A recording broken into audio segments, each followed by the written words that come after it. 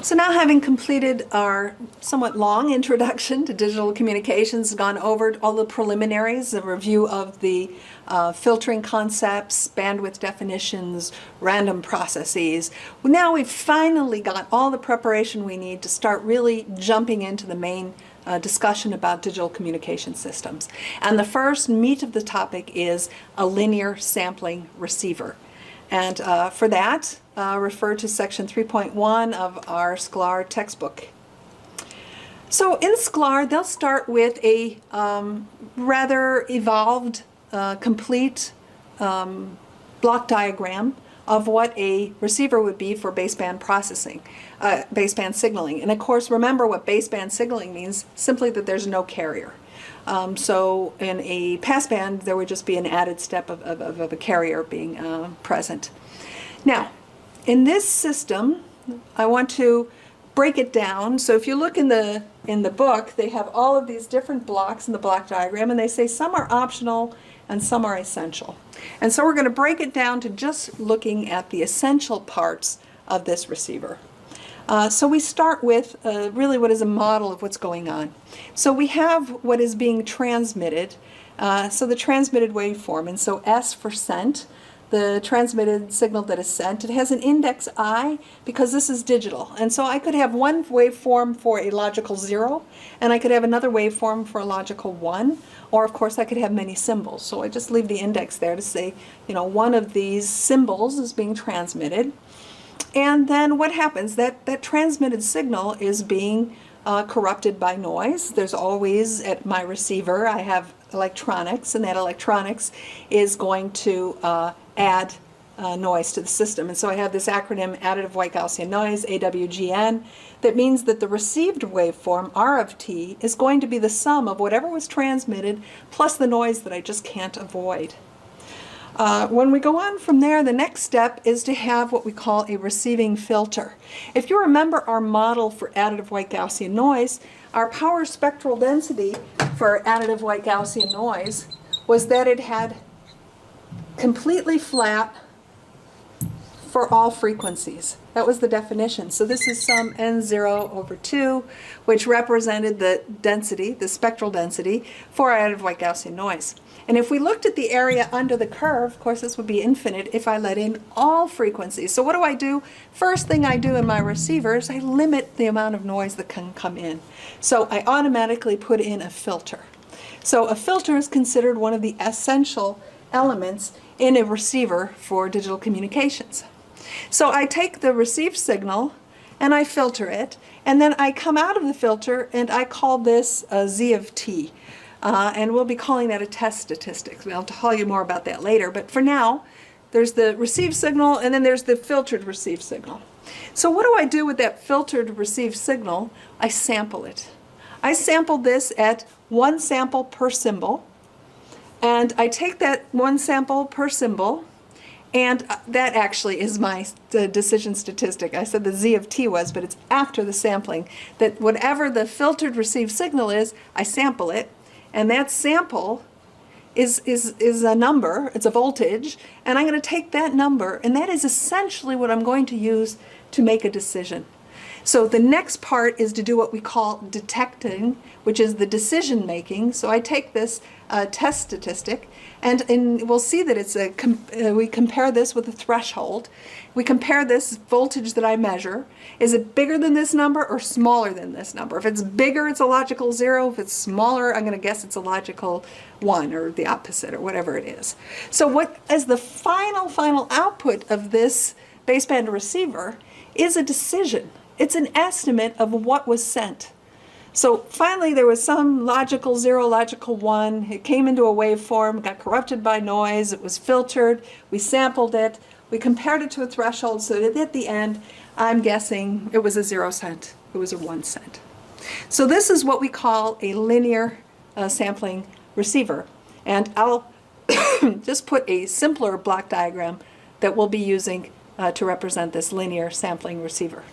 So here's our simpler linear sampling receiver.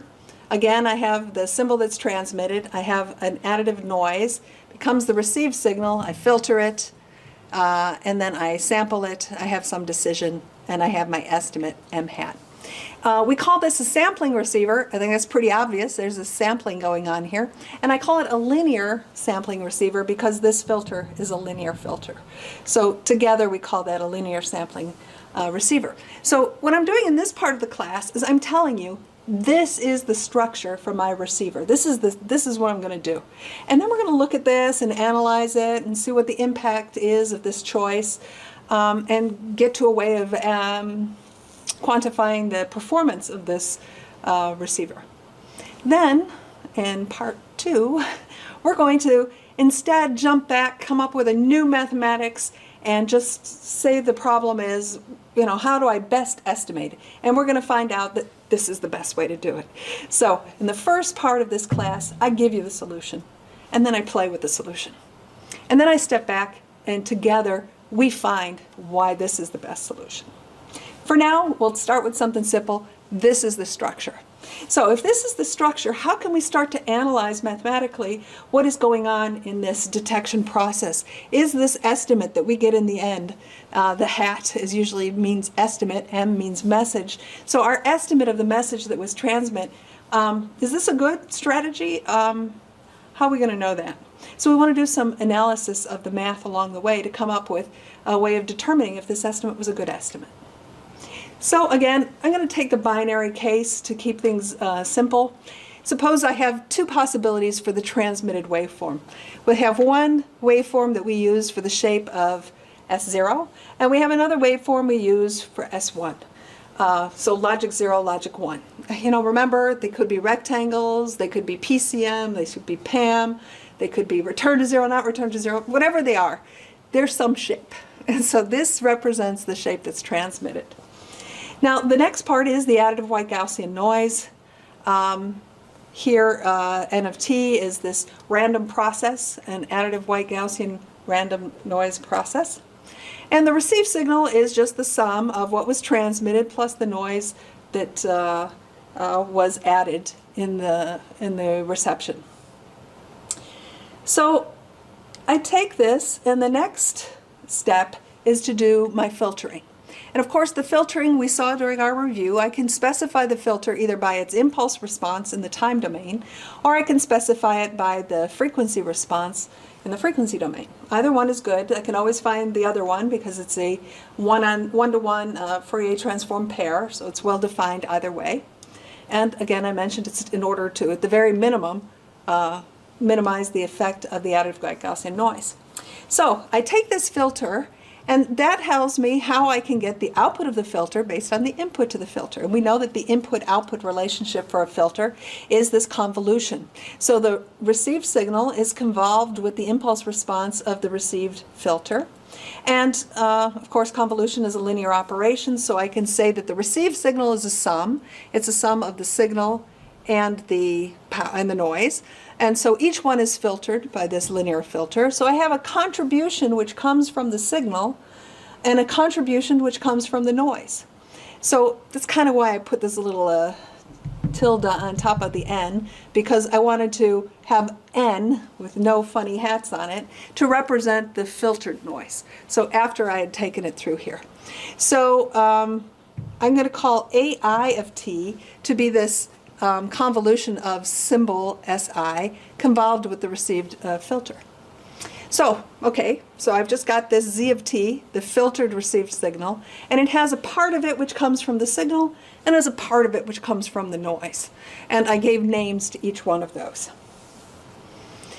The next step in my linear sampling receiver is to sample this. So I take, instead of taking the received waveform at any point of time, I find it at the sampling point, at the best sampling point for this, which is going to be the optimal sampling time, which is going to be every capital T. Capital T here is the symbol time. Of course, I said that we're looking at the binary example here, so it's the same as the bit time, but it's the bit duration or the symbol duration. That's T. So I sample this output once per symbol. And so instead of getting this contribution from the signal or from the noise, which is a function of time, I get one value, right? So now I'm sampling it at a specific instant of time.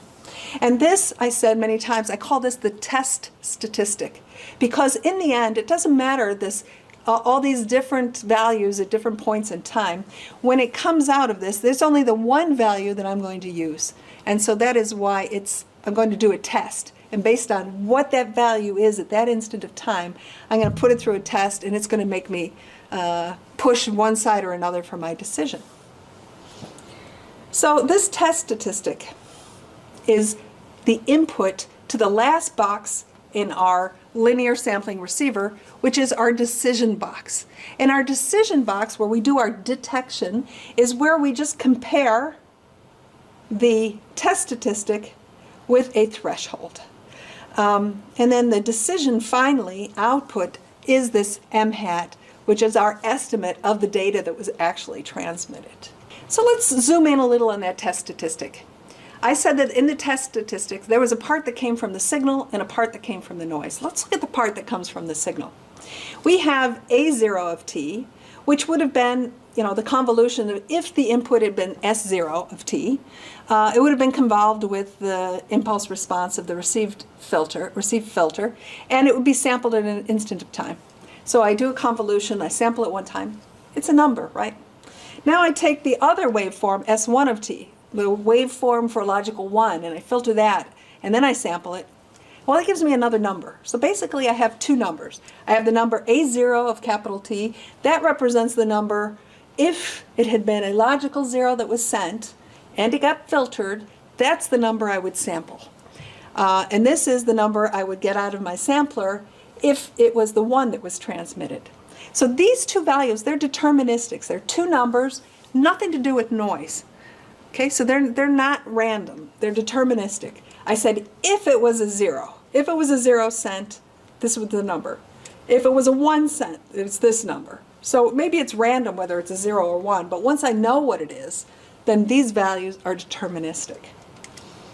Now there's a part that comes from the noise, and the part that comes from the noise is this filtered Gaussian process. So the original additive white Gaussian noise is a random process, infinite bandwidth, flat power spectral density.